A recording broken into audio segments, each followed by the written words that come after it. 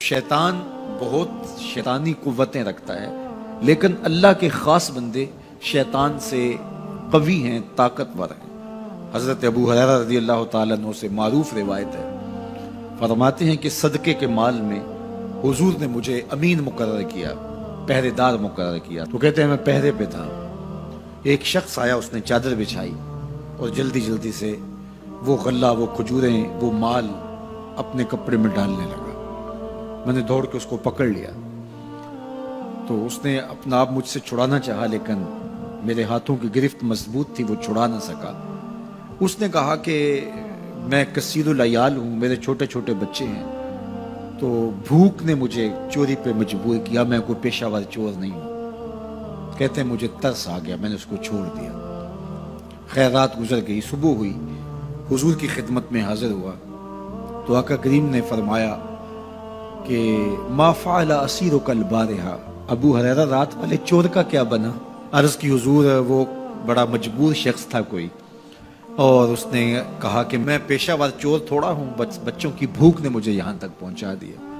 تو حضور علیہ السلام نے فرمایا جھوٹا شخص ہے، اور سنو آج پھر آئے گا۔ کہتے اگلے دن تو میں طاق میں رہا، تو خیر وہ آیا اور اس نے چادر بچھائی اور غلہ اس چادر میں ڈالنے لگا۔ میں نے جا کے پکڑ لیا، تو اس نے کہا مجھے چھوڑ دے۔ میں نے کہا میں تو نہیں چھوڑوں گا۔ اس نے کہا کہ مجھے چھوڑ دے، منت سماجت کی اور بہت ترلے کیے۔ تو کہتے میرے دل میں پھر ترس آ گیا، میں نے پھر چھوڑ دیا۔ میں پھر حضور کی خدمت میں آیا تو حضور نے فرمایا ما فعل اسیرک البارحہ، رات والے چور کا کیا بنا؟ میں نے کہا حضور وہ آیا اور اس نے کہا میں کثیر العیال ہوں، مجھے پھر ترس آ گیا، میں نے چھوڑ دیا۔ پر میں جھوٹا آدمی ہے، اور سنو آج پھر آئے گا۔ اللہ اکبر! جو ہو چکا وہ بھی حضور جانتے ہیں، جو ہونے والا ہے وہ بھی میرے حضور جانتے ہیں۔ یہ اللہ نے اپنے محبوب کو شان دی ہے۔ تو کہا آج پھر آئے گا۔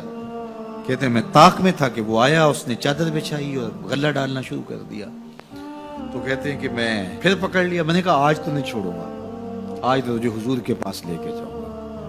تو جب اس نے ترلے کیے، منتیں کی، میں نے کہا نہیں نہیں آج تو کوئی بات نہیں چلے گی۔ ایک دن ہو گیا، 2 دن ہو گیا، اب تیسرا دن ہے۔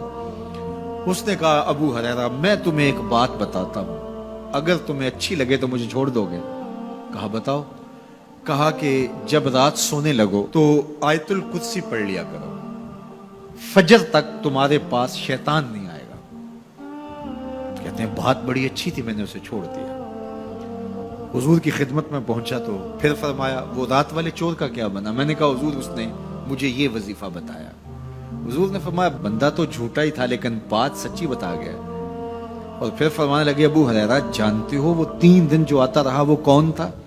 میں نے کہا اللہ و رسولہ عالم۔ فرمایا وہ خود ہی تو شیطان تھا۔ 3 دن جو آتا رہا وہ خود ہی تو شیطان تھا۔ اب شیطان بڑا تگڑا ہے، لیکن ابو ہریرہ پکڑے تو چھڑا نہیں سکتا۔ یار ابو ہریرہ پکڑے تو شیطان چھڑا نہ سکے، اگر حضرت عمر پکڑ لیں تو یہاں تو آ گیا نا، حضرت عمر کے سامنے تو آنے کی ہمت بھی نہیں کرتا۔ ان الشیطان یفر من ظل عمر، شیطان میرے عمر کے سائے کو دیکھ کے بھی بھاگ جاتا ہے۔ تو شیطان بڑا طاقتور ہے، بڑا قوی صحیح، لیکن اللہ کے مخلص بندوں کے مقابلے میں وہ بہت کمزور ہے۔ اس لیے اس راستے پہ اگر چلنا ہو تو کسی طاقتور کے ساتھ چلیں تاکہ یہ کمزور سمجھ کے حملہ آور نہ ہو جائے۔ تو ہم نماز کے اندر جب کھڑے ہوتے ہیں تو اس وقت اللہ سے سیدھی راہ جو مانگ رہے ہوتے ہیں، تو یہ نہیں مانگ رہے ہوتے کہ سیدھی راہ دکھائی دے۔ ہم دیکھ چکے ہیں حضور کے صدقے سے، تبھی تو کلمہ پڑھا ہے۔